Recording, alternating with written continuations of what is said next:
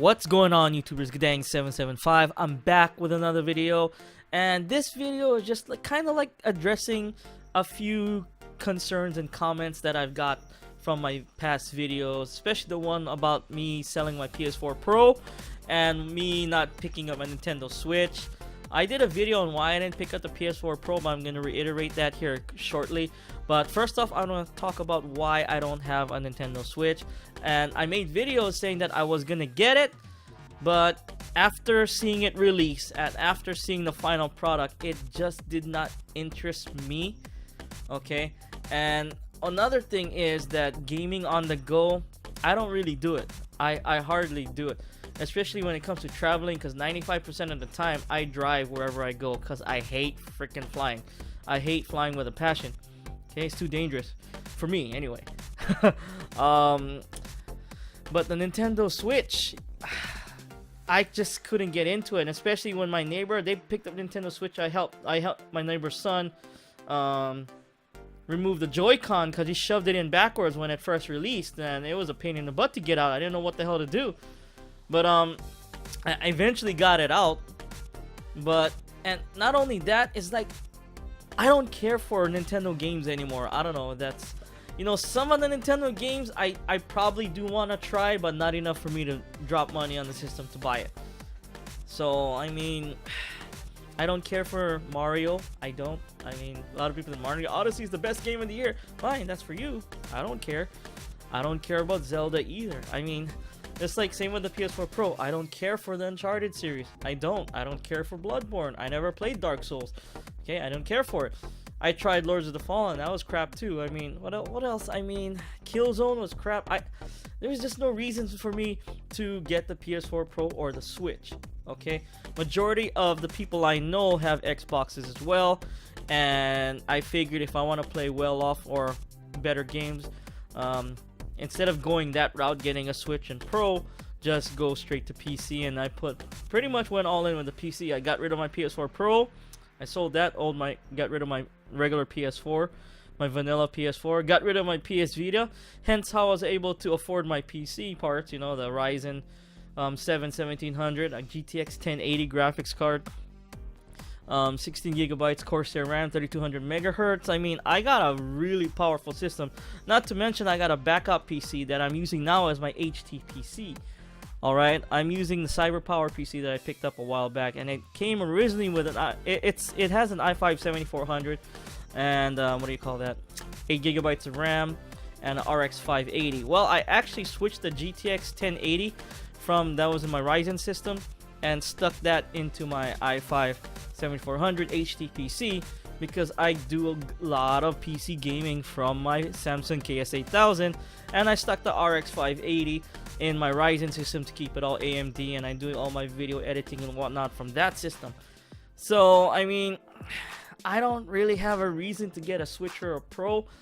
I mean, for gaming on the go, I mean, that's what I got my electronics laptop to do. You know, I can game with it, I can edit videos, whatnot. It's a pretty decent laptop, and it comes with an SSD. It's 512 gigabyte SSD in there, and I added a 1 terabyte storage into that.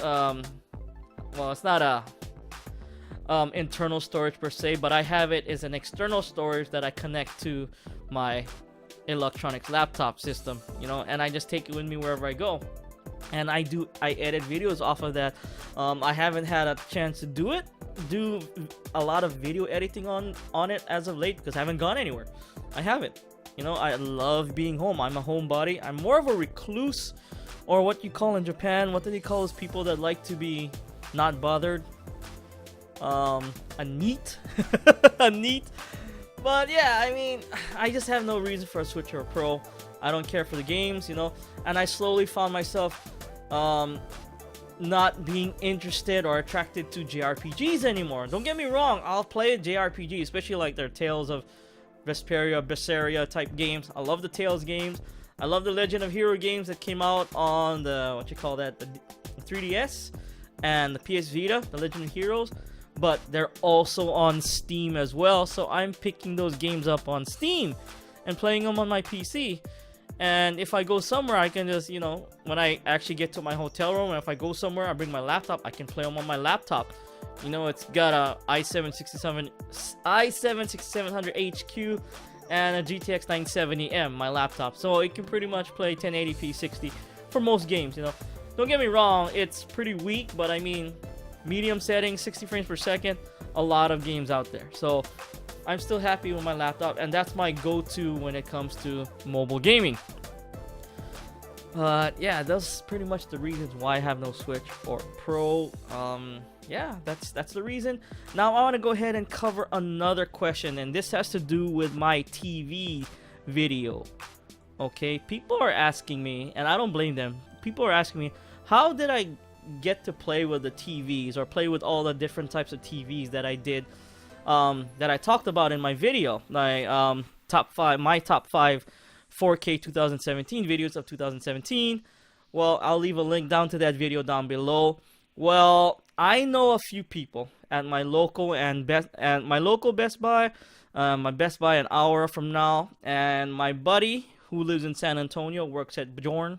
I think Bjorn. It's like a novelty electric store, okay, or electronic store where they sell TVs and stuff. It's pretty cool looking. If I lived in San Antonio, I'd probably hit that place up a lot to buy my electronics. And they have very knowledgeable people working there. But back to the topic at hand. The people that I know at Best Buy, okay, I'm not gonna give their names because I don't want to get them in trouble and whatnot. They're overnight stalkers.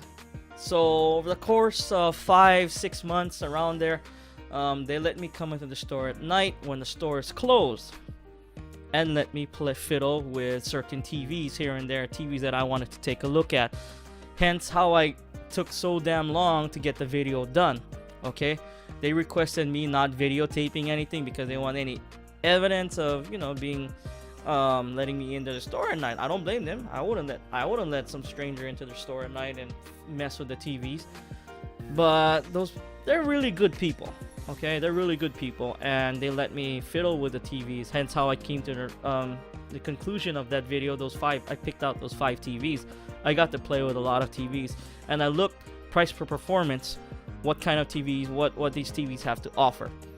So, and another thing is, at night the lights are dimmed, okay, and that is the best time to look at the TVs, at night or in a dark, you know, like a dimmed area.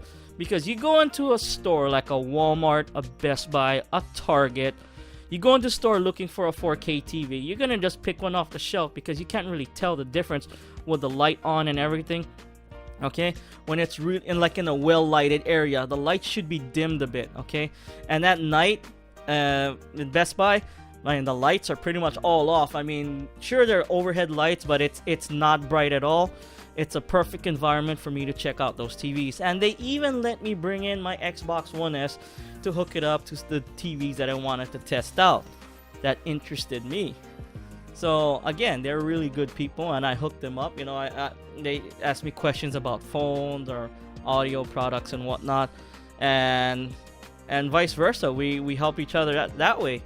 Bartering, you know, bartering's a good thing. You know, you trade services and whatnot. So yeah, that's pretty much how I got to play with all those TVs. So that's why I'm probably gonna do it again next year, but this year I got away with a lot. I don't know if they're gonna let me get away with what I did this year, but I'm gonna try. Don't get me wrong, you know, I kind of feel bad because I don't want these folks to get into trouble. But yeah, they let me in, let me have their mess with the TVs, and that's how I got that video out to you. I had a lot of people DMing me on Twitter and private messaging me on YouTube saying, how the hell did you test out all these TVs? You're just a normal guy. Well, that's how I'm telling you. Alright? Now, and the other thing is, you know, I wanted to talk about the PUBG debacle. Okay? Brendan Green, dev from PUBG, that's on them, okay? Or the guy is PUBG. Alright, or Players Unknown Battleground. He came out and stated that PUBG was gonna be 60 frames per second on the Xbox One X, and they're gonna try get the Xbox One S to 60 frames per second. But as of right now, it was running like 30 to 40 frames per second on the regular Xbox One S and Xbox One. And then the very next day, he flipped the switch and he basically retracted the 60 frames per second, and everything will be running on 30 FPS. Well, yeah, he messed up there. I mean, there's no. I mean, that did leave quite a bit of people with a bad taste in their mouth. I'm sort of that way because he straight up said, "Oh, it will 100% do 60 frames per second." When he said that, it's like, "Oh wow, that's awesome. That's great. It's great to be an X owner." Then he retracted it the next day. It's like, man, that's kind of messed up a little bit. I mean, not a deal breaker for me. I'm just gonna hold off on buying it for now until they get it up to 60 frames per second. Don't get me wrong, I'm still gonna buy the game, and I'm sure it probably will hit 60 frames per second when they figure out how to get the Xbox One and Xbox One S to 60 FPS. They might not get that way because the Xbox One's power is pretty lacking, okay? But you know, parity is a beautiful thing. Well, it's not a beautiful thing, it's a horrible thing.